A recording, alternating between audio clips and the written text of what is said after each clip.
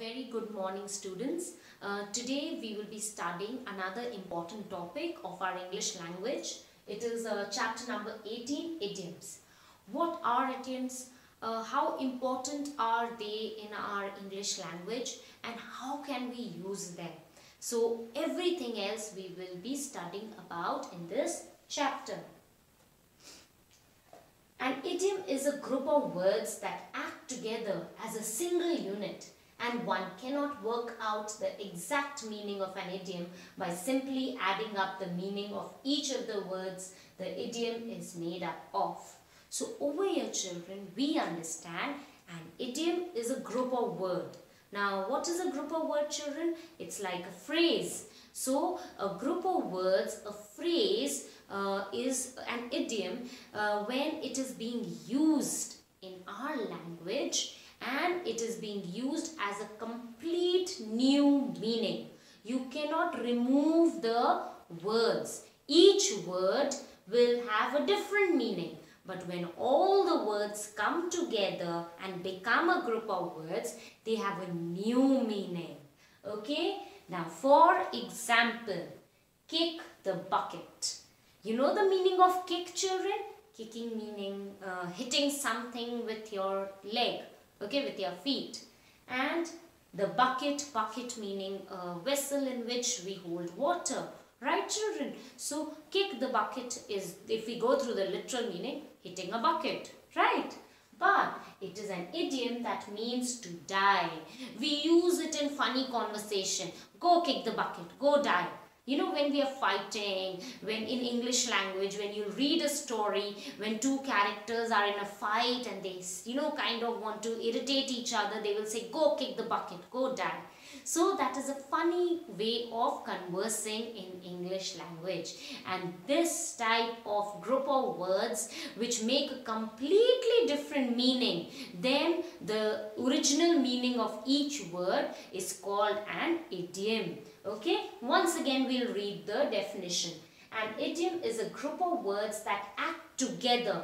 Kick, bucket is acting together as a single unit.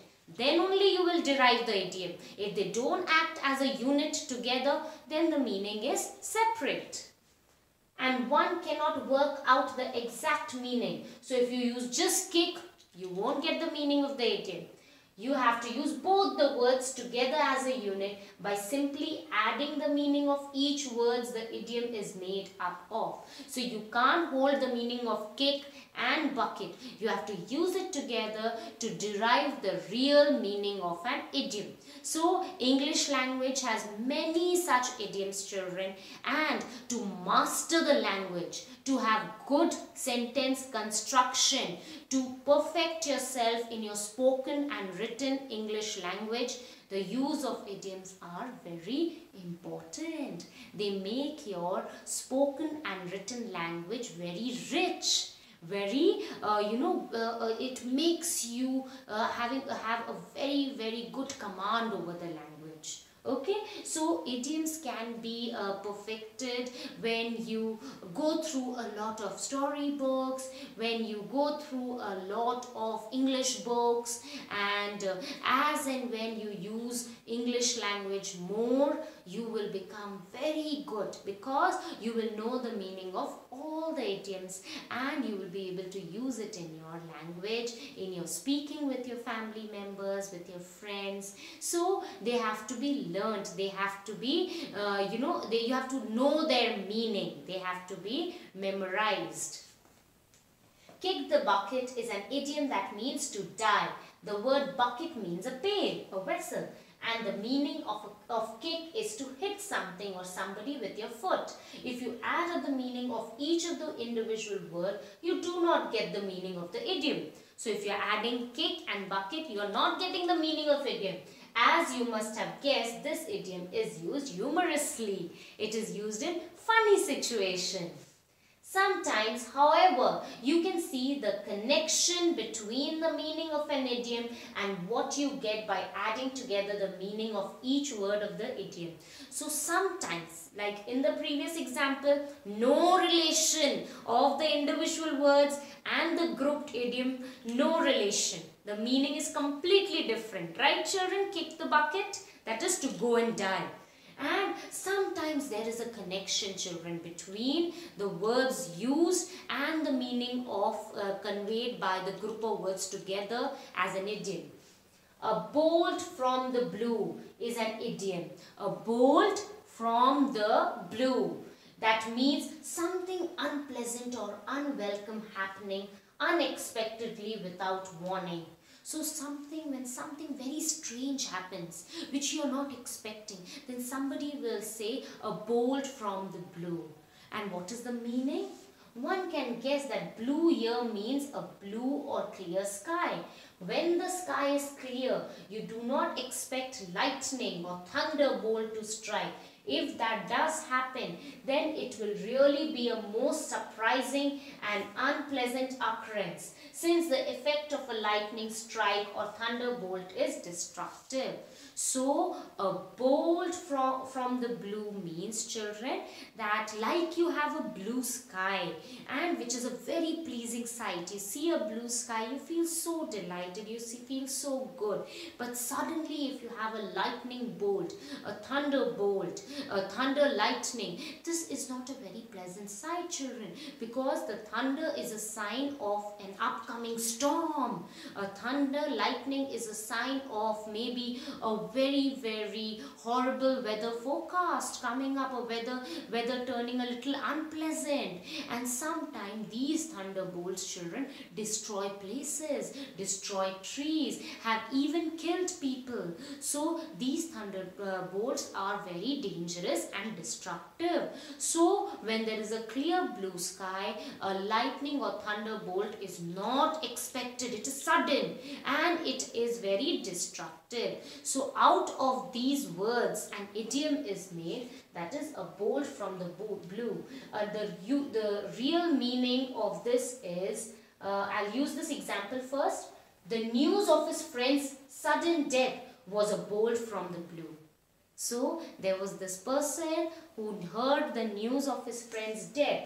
The news of his friend's sudden death was a bolt from the blue, because the blue was looking nice. It was a normal day, and suddenly heard his friend's death, which is very strange, very sudden. So it was like a bolt from the blue, like a sudden blue sky and a sudden lightning bolt, thunderbolt. So that is how this idiom is having connection with the real words and the grouped words together. So sometimes there is a connection. Sometimes we can see the connection between the meaning of an idiom and what you get by adding together the meaning of each word. So over here we added all the words, the bolt, the blue sky, and we derived the meaning of the idiom. But it doesn't happen all the time. Kick the bucket was a completely contradicting example. We did not get kick and bucket, but we had an idiom telling us a new meaning. What you should note is that the meaning of the idiom is different from the literal meaning of each word of the idiom taken together. So now, do you understand what are idioms, children?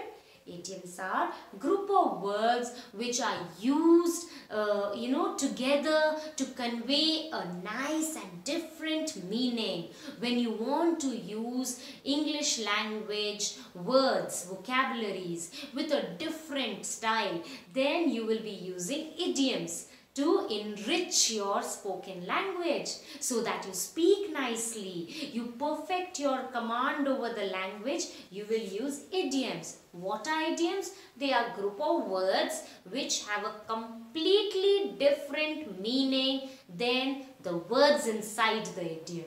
So kick the bucket.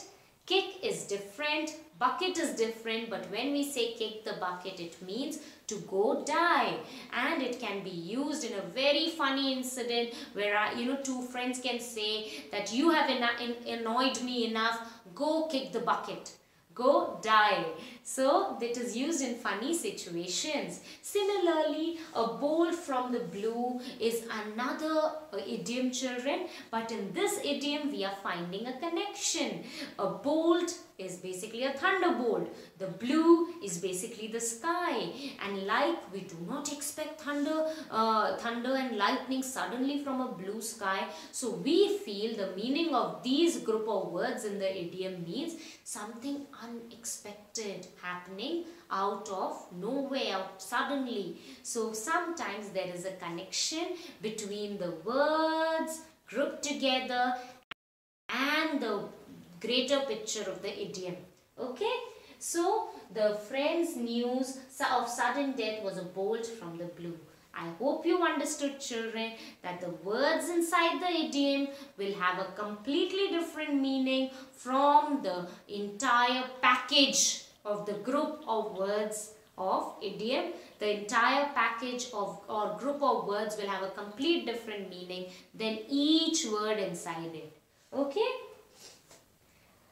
Now this chart has been made for you all to see the different idioms at a closer picture so that we can use them. A similar but slightly different idiom, out of the blue. Now, just now we studied bolt from the blue. A bolt from the blue. It was a very, very sad idiom wherein we get to use something unexpected and sad. Now, this is a happy idiom.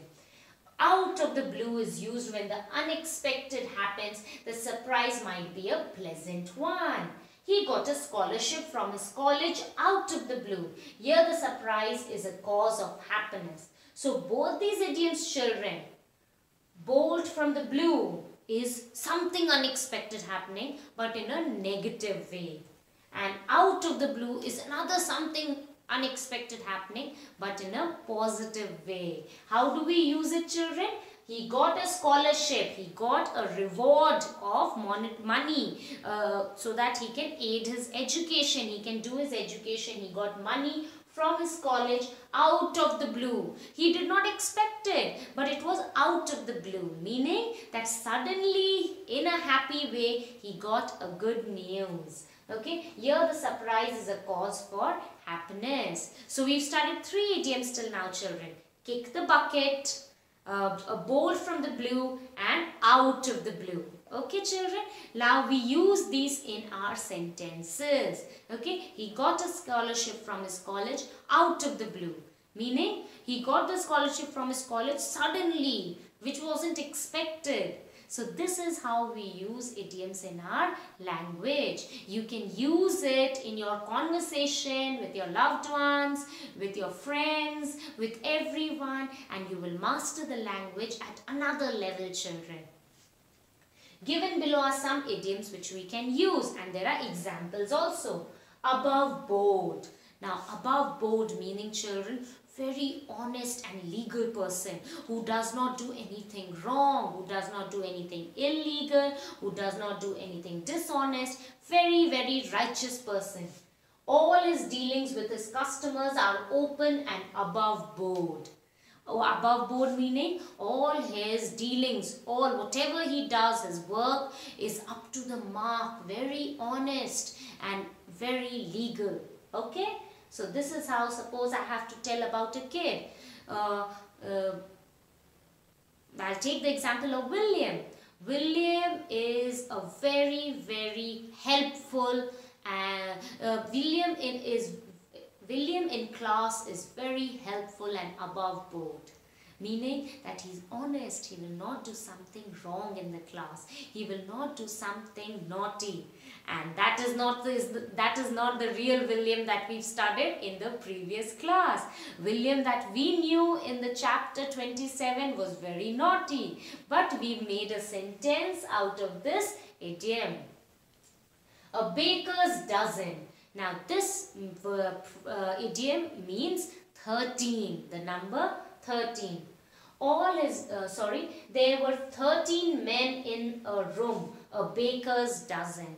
So sometimes, you call that, I shopped a baker's dozen. That is 13 things I shopped for. So you can say, I went to the market and shopped a baker's dozen. That is 13 items I bought from the market. And this sentence is, there were 13 men in a room, a baker's dozen. There were 13 men on the boat, a baker's dozen. The meaning of a baker's dozen is number 13. A cold fish, someone not showing any emotions, unfriendly. So a person who's very, very cold, a very, very unfriendly person. We use the idiom, a cold fish. Gaurav is not a cold fish. He has always helped me when I needed it. There was a cold, the old man appeared to be a cold fish. A very unfriendly person. Okay, so like that you can use it in your sentences, children, these idioms, and you will master them. Dead as a doornail. So it is in a sentence it is used as dead as a doornail, meaning dead with no hope of coming alive again. The theory that the sun goes round the earth is as dead as a doornail. So children, earlier people used to believe that the sun is going round the earth. But long time back scientists have clarified this misconception of ours and told us no, it's not the sun, it's the earth that's going round the sun. So now it is as dead as a doornail. That is, this is never going to change, with no hope of coming alive again. So something that's dead and is never going to come back again. So in this sentence it is perfectly used that the theory of the sun going around the earth is as dead as a doornail, is completely dead, has no hope of coming back again. So the meaning of dead as a doornail means, children, completely dead with no hope of coming alive again. The lion's share. Now children, in a jungle, who is the king of the jungle? The lion. All the animals are, aware of the fact that lion is the king. He's supposed to have the greatest share of all the benefits, whether it's food, whether it's any privilege, everything. So the meaning of lion's share is the biggest part of something. John grabbed the lion's share of the cake and left little for anybody else. So John over here has taken the biggest piece of cake and very little is left for everyone else. So this can be used, this idiom can be used by us in our own sentences. Okay, the lion's share, meaning the biggest part has been taken away. Over the moon, very happy about something. Now children, over the moon means that we are happy, something really happy about something. She was over the moon when she heard that she had won the first prize. So over the moon means, if I am over the moon means that I am very happy about something. If you are over the moon meaning that something good has happened with you and you're very happy about that. Once in a blue moon. Once in a blue moon, children, very rare. Hardly happens, very rare, something happening very seldom, very happening very rarely, happening only once in a while, children, not often. He is very lazy and would go out for a walk once in a blue moon. So there is a person who's very lazy, doesn't want to go on a walk and exercise, so he goes for an exercise only once in a blue moon. Okay, like suppose I have to tell my students look at their homework once in a blue moon. So what does that mean? That they don't do their homework regularly. Once in a while they open their notebook and do their homework. Is it so? Or you do it regularly? So this is how we can use idioms in our communication. A snake in the grass, a person who pretends to be a friend but cannot be trusted. So this means a traitor, a person who cannot be trusted, a disloyal person. The king trusted him, but he, a snake in the grass, helped the king's brother to kill the king while he slept. So that is a very long sentence and we have identified the entire picture of what happened. The king trusted someone and he turned out to be a snake in the grass, meaning a traitor, a disloyal person. He plotted a plan against the king when the king was sleeping and got the king murdered. So that's how a snake in the grass can be used in our sentence. A stone's throw. A stone's throw means, children, just here, very close, away from something, a very short distance. I usually walk to my school as it is a stone's throw from my house. The market is a stone's throw from my house. So, I usually go, the school is a stone's throw from my house. So, these can be used. My friend's house is a stone's throw away from my house. That is very short distance, very close by. Feet of clay. Now, clay is something which is very brittle, children, which can break easily. So, a flaw, weakness or defect. Something that's very brittle. So, even great men have feet of clay. Feet of clay, children, means, feet has a different meaning, children. Clay has a different meaning. But together, this idiom means that a weakness, a defect, a flaw about someone. Everybody is perfect, children, but everybody has some or the other flaw. Flaw meaning, children, some or the other, defect. Maybe, someone has a tendency to lie, to tell lies. Somebody is good in maths, English, Hindi, but weak in science. So, his feet of clay will be the subject science. Okay, so like that, everybody has some weakness. Some people have weakness of watching extra TV. Okay, so like that, children, everybody has some or the other weakness. Even great men have feet of clay, for they are after all human beings. Everybody has weaknesses. Now look at the two following examples. Now in all these 10 examples, children, of idioms, we didn't have verbs. We had nouns. So over here, these are two different examples. Let's study them. Give in. Give in, the idiom give in means to surrender. To give in, children. To yield to something. To surrender. To give up, in front of maybe someone who's more powerful than us. Run out of. Something has got finished, children. Exhausted. Completely over. The soldiers guarding the fort had to give in to the enemy. Give in to the enemy meaning, children, they had to surrender because the enemy is more powerful. They put their weapons down and gave in to the enemy. Surrendered. They got down on their knees and the enemy could take control of them. Give in to the enemy as they soon ran out of food and water. So children, give means something else and in means something else. But give in this sentence means that they have surrendered. Ran is a different meaning, out has a different meaning, but ran out meaning finished. Their ration got over, their food and water got over, and they had to give in to their enemy. This is how idioms are used in the sentences. Idioms such as give in and run out are also known as phrasal verbs. Why? Because we have verbs in them. Run is a verb, give is a verb. For each of them consists of a verb and another word. So there are two or more words, children. One is a verb, the other word can be anything else. The two acting together as a unit. Secondly, give in and run out means something different from what we get if we look at the meaning of each of the words separately. So the individual word run and out have different meaning, but run out meaning finished, exhausted, there's nothing left, whether it is food, money, water, anything. Okay, give has a different meaning, in has a different meaning. When we are giving something to someone, it is completely different.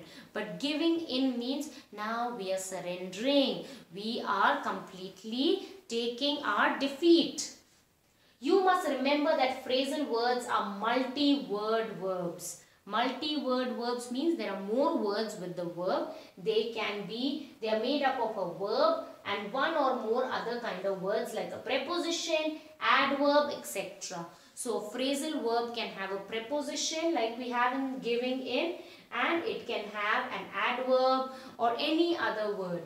The meaning of a phrasal word is not fixed. It can have more than one meaning. That is, it can have one meaning in one sentence and a different meaning in another. So, the same word can have a different meaning in two different sentences. How? I will show you. Over here, we studied this give in. Give in meaning surrender. The soldiers guarding the fort had to give in, had to surrender to the enemy. Then another example, children, of giving in is to submit. Examinees, like suppose students are giving exam. Examinees are students giving exam. Examinees were told to give in their scripts before leaving the examination hall. So the examinees, the students had to submit their written assignment, their script before leaving the examination hall. So over here they are not surrendering their script, they are not surrendering their answer script, they are giving in, they are submitting. So it is having two different meanings. One is surrender, one is submitting. So that depends on how it has been used in the sentence. So phrasal verbs can have different meaning in different sentences depending upon how you are using them in the sentence. So give in means hand over or submit. Next one, look after. Look after meaning to take care of. We should always look after our grandparents. That means we should always take care of. The lonely old man had nobody to look after him. Okay. Next one, call off. Call off means, children, cancelled. I will call off the picnic, the class picnic, if you all will make noise. So call off means I will cancel the picnic if you will make noise. It was raining so heavily that the match had to be cancelled. So many times our cricket matches get called off. Right, children? They get cancelled because of sudden drizzle, sudden rains. Next, children, put up with. To put up means to bear something patiently, children. To bear patiently, to tolerate. Living close to the airport, they had to put up with the noise of planes landing and taking off all the time. Isn't it annoying, children? Sometimes if we are next to the airport, sometimes the plane is landing, sometimes the plane is taking off. It is so noisy. But the people next to the airport, or for that matter, the people next to the railway station have to put up with all the noise. Right? Have to bear it patiently, tolerate it. Fall through, fail. Meaning of fall through, children? Fail. Our plans to stage a play fell through for lack of time. So they were planning a stage play, but then they didn't have time. So the plan fell through. That is, got cancelled, got failed. Drink in. Listen with great attention. Whatever ma'am is explaining, you should all drink in and understand. So drink in means listen carefully. Listen with great attention. The students drank in every word that the teacher said. So you can use it in your own sentences. That we should listen, we should drink in all the advices given by our parents. Right? We should listen carefully. Keep up. Keep up meaning maintain, continue. Sometimes your teachers tell your children, keep up the good work. What is the meaning of keep up? Keep up means pick up the good work and carry it. That's the literal meaning, keep up. No, keep up means, it is an idiom, it means to continue. To, continue the good job, to maintain the good job. The neighbors always encouraged Sona to keep up the good work she was doing by feeding the stray dogs of the locality. Next one, set in. That is begin and continue. Set in means start, begin, continue something. This year, we are told winter will set in early. Okay, so that is how idioms are used, children, in our English language. There is a very small exercise. I will appreciate if you all complete the exercise along with the chapter as we are studying. Sometimes, children, you all are sending messages wherein you all are completing exercises of chapters done long time back. You should do the exercises along with the chapter. Then only you will understand. Ma'am teaches, you all at your home after seeing the video, do the exercise, get to know whether you are understanding or not, and get in touch. So I want you all to go through all these idioms, memorize them and do the exercise perfectly. Okay, children, I hope you all enjoyed the chapter. Take care of yourself. Thank you so much. Have a nice day.